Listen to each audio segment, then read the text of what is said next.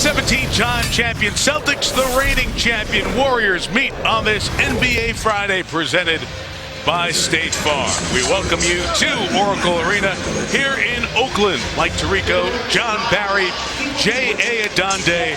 The Warriors with a win tonight can become the fourth team in the history of the league to win 69 games in the same season. If they win 4 out of their final 7, they tie the 96 Bulls.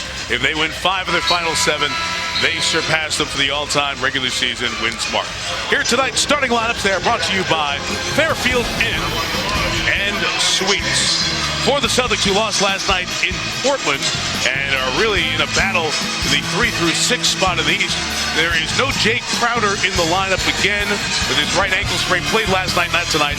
So it's Isaiah Thomas, Avery Bradley, Evan Turner making his 11th start, Amir Jefferson, and Jared Sullinger. Since most people see the Warriors every night, there's no need to go through their starting lineup. John, they've been the best show in the league, and what a treat to watch them continue this march towards history as we start April.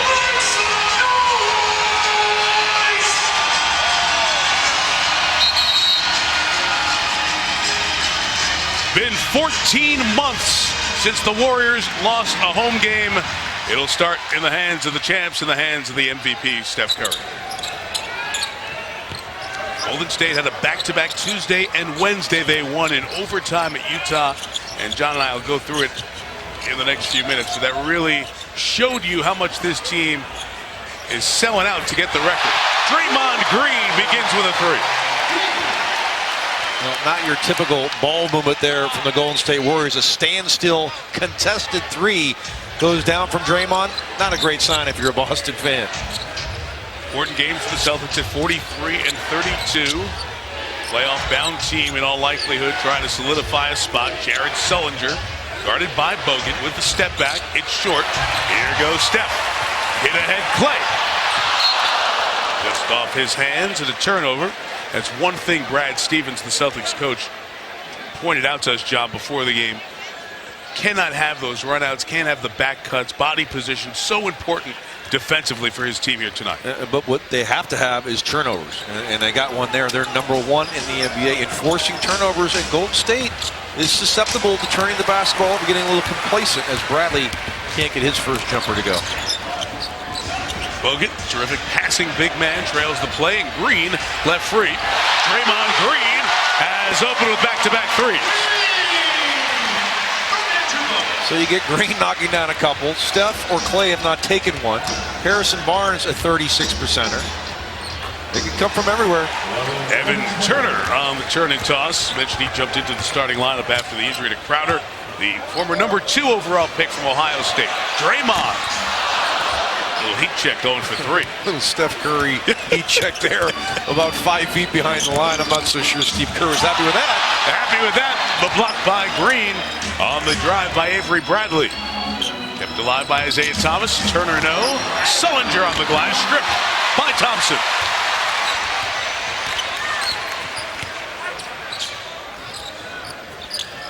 Such excitement and enthusiasm every time one of these Warriors gets in position to do something. The oohs and ahs. Curry has thrown it away twice here tonight. On the push, Turner, Amir Johnson, former Piston who was with Toronto over the last 6 years, makes it 6-4. But how about how easy Steph gets by Isaiah Thomas there? I mean, it's the ball handling. I don't think we've seen really anything like it. I go back to maybe an Isaiah Thomas was one of the great ball handlers. The Isaiah Thomas. Oh, that's right. Not here tonight. I guess we have to clarify that. Yes, the one that played for the Pistons, right. Who was a pretty good player. This Isaiah Thomas coming off a sensational month. Missed the 3, an all-star appearance in February. Scored over 20 in every game in March. Klay Thompson slips as he tried to bring that in. That's a 3rd Warriors turnover. They're on a pace of 1 a minute right now. Well, that's what makes this team so dangerous. Steph has thrown 2 away, as you mentioned, and he tried it again. That was the same pass he threw away a minute and a half ago, but he's going to try it again. They don't care. They play with such great confidence, and it's instilled by Steve Kerr that he allows them to just be themselves. I think Steve is happy with the volume of turnovers, but it's when they have that almost laissez-faire attitude that they know they can burst and score on a team. But they seem to try those home runs. Or they can defend when they have to as well, Mike. They can win games defensively. It's not just about scoring at will, which they typically do. When it gets down to 5 minutes to go in a game, if it's close, their defense is as good as anybody in the league. We saw that as we went through the finals last year when they had to lock down. Nick Buchert, the official, needed some help. Mark Ayotte, and it was out of bounds, they say, last off the Warriors. Turner turned it over. And Draymond Green on the push. Trying not to give Curry room. Avery Bradley, long-armed, good defender. This needs to get going for Golden State. And these very smart fans know that Harrison Barnes has been struggling. So good to see the first one go down and make it a 9-4 lead. Well, nothing but threes, 2 from Draymond. Now Harrison knocks one down. Curry yet to shoot the basketball. They have anybody else who can make threes on this team? I think they have a couple of guys. Oh, they do? Okay. Yeah, Curry Thompson, not too bad. Check that. Isaiah Thomas looked to draw the call as he was knocked down. Draymond boards it, brings it up.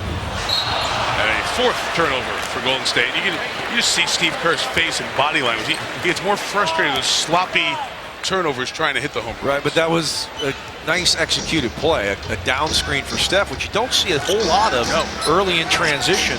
Caught Boston off guard. He was open, just kind of fumbled the basketball.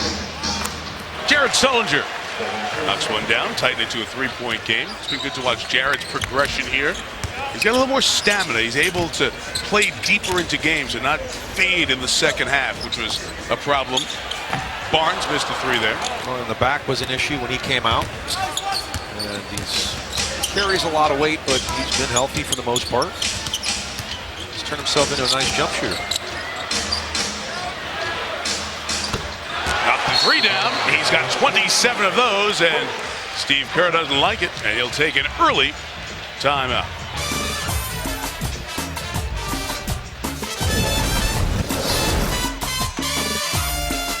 All even at 9. Less than 5 minutes gone by here in the first.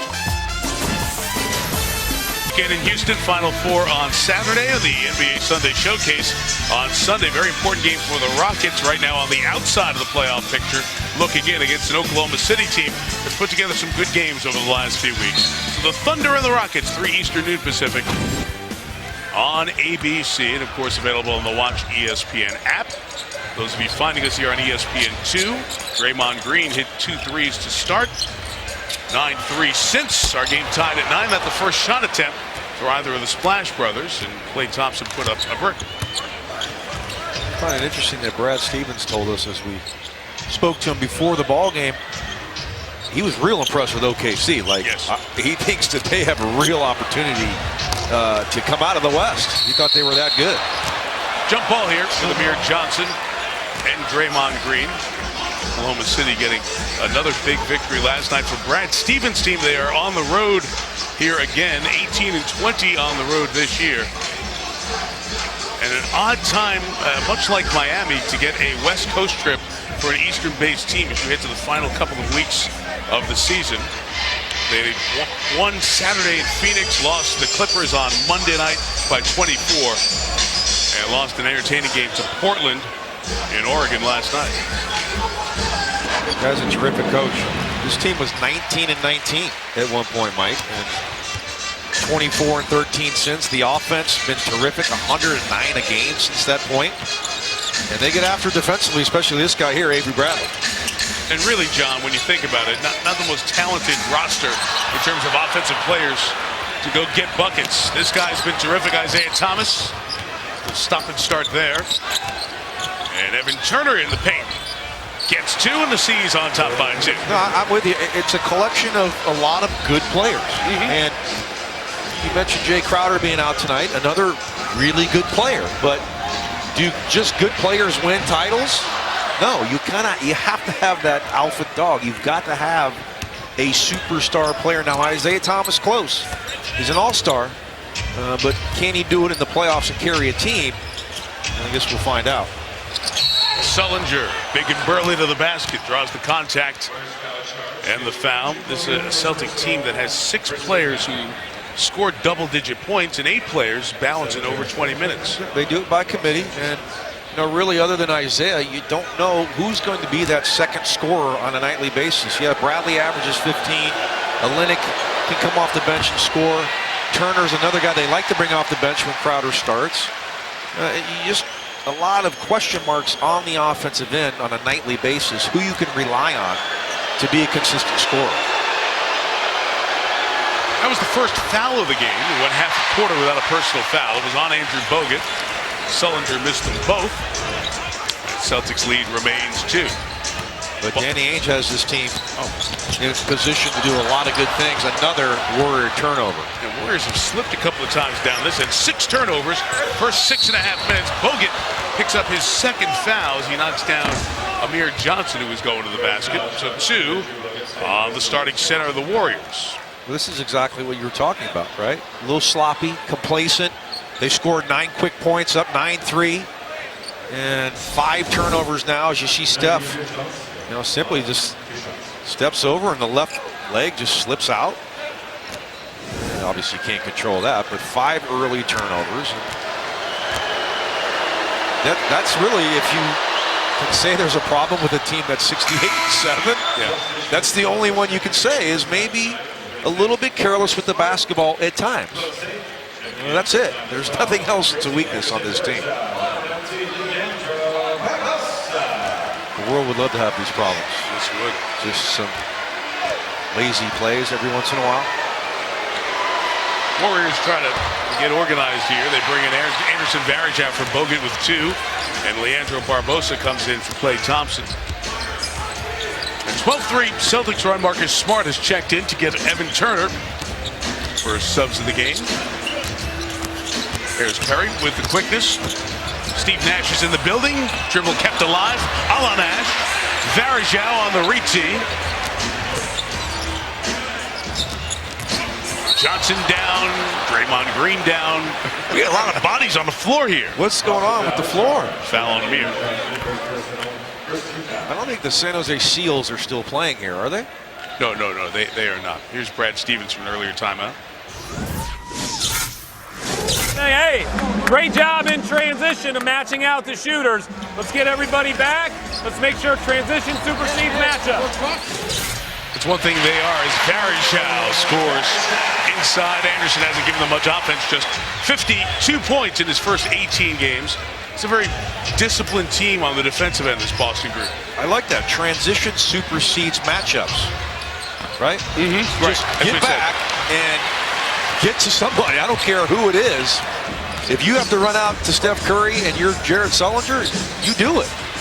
Draymond Green trying to find a third 3. Look at Varejao chase it down, but Sullinger is there. So a low-scoring start to this one for the Warriors, and Isaiah Thomas off on the 3. I love watching Curry. As soon as the team secures a rebound, he loves getting a sprint. Nobody stopped Green until Sullinger met him at the rim, and Jared picks up the foul.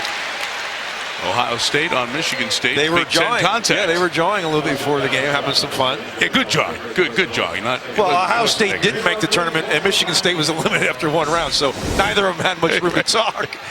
As Draymond showing a little hops there. But that, we're talking about Brad Stevens and in transition. That's what's changed so much in the game over the past few seasons. Remember, there used to be 3-on-2s where you would run to the wing and then make a beeline for a layup. Yes. Not so much. No. You just run to the three-point lines, and even guys that can't shoot threes run to the three-point line. And instead of getting an easy, uncontested layup, teams settle for open threes. And that's why a little bit while scoring has not been what it's used to be. Back in the day, it was always an automatic. There's not an automatic on a 3-on-1 or a 3-on-2. I love being here with you. I get to do so many of these games with Hubie Brown, and still, as Bradley turns and hits, Avery Bradley gives the Celtics a 1-point lead. If there's a fast break and these guys run to the line, Olynyk with a push in the back. They want the goaltend on this one. Thought it hit the glass, didn't you, Mike? It might not have gone in, but the ball hit the glass. You cannot hit the ball after it hits the glass. Steve Kerr is adamant about that. Now looking up at the replay, it clearly did. Yeah, that as Marcus Smart got it. All the officials looking in the other direction. You see, now why can't we look at that right now? We have instant replay.